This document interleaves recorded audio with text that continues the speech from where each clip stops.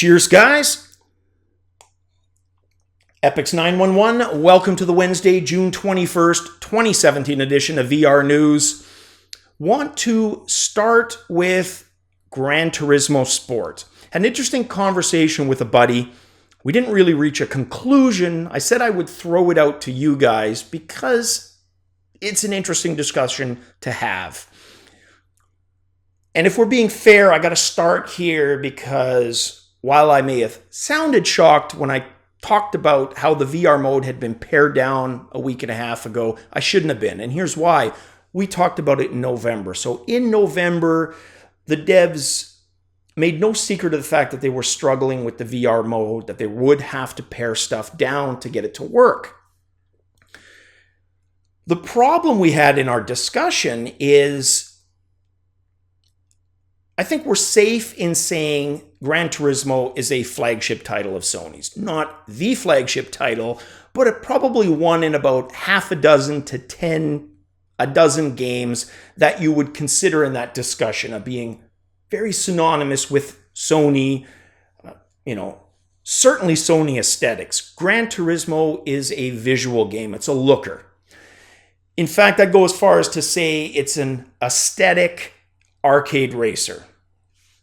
Prides itself on its looks, the visuals, and yet the VR mode, kind of the opposite of all of that. It's basically a car viewer demo. You can look at all 177 models with a 1v1 racing mode thrown in. So what we couldn't decide is, would they have been better off? Would the optics for this have been better had they just scrapped the damn thing instead of the white flag and this pared down mode, which they actually set up a kiosk for at E3 so people could see the game really, really pared down. I don't know. It's probably obvious which direction I'm leaning towards, which is maybe they should have scrapped it, but I really haven't decided yet. What are your guys' thoughts on that? If you see a poll up, do me a favor, answer it. If not, in the comments, we'll be fine. Let's move along. I want to talk RPGs. So 2 RPGs coming to virtual reality this summer. Dungeon crawlers being among my favorite RPGs, especially roguelikes.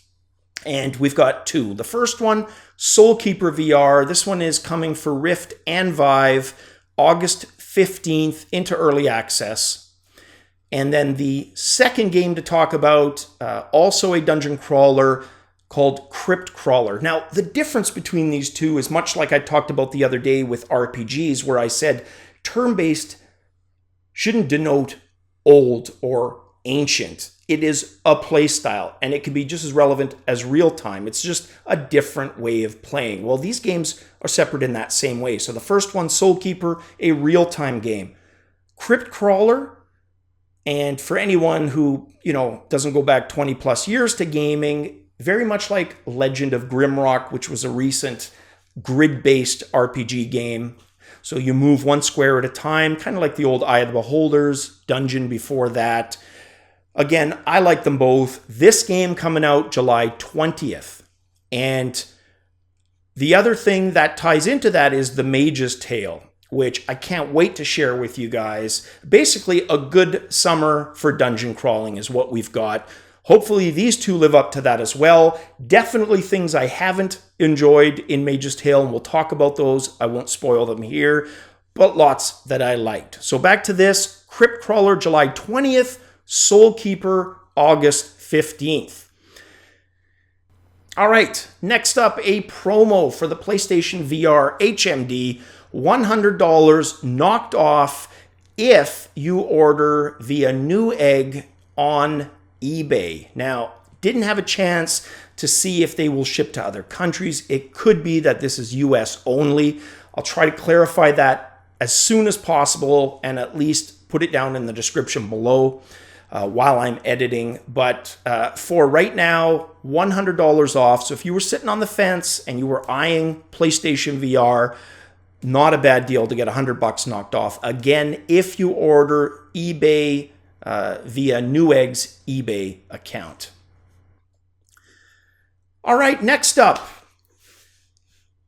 If you watch Silicon Valley, and I always joke with people, there's Big Bang Theory for geeks, and then Silicon Valley. Similar in that it's a show about geeks. Different in that, and this is the comparison I usually use, The Big Bang is everything about geeks from people who really aren't geeks and are very, basing it on everything that they've heard. Sure, there's stuff thrown in that we do, the tabletop gaming, the D&D stuff, but a lot of it is pretty off, right? Silicon Valley is the show for geeks, by geeks, etc., right?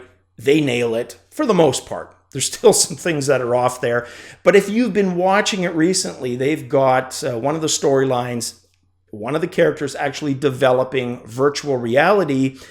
And it was a neat looking prop. And it had people talking this prop. Well, it turns out the prop was an actual display device, not a VR device, but an actual display device coming from a company called Avant, and their device, the Glyph.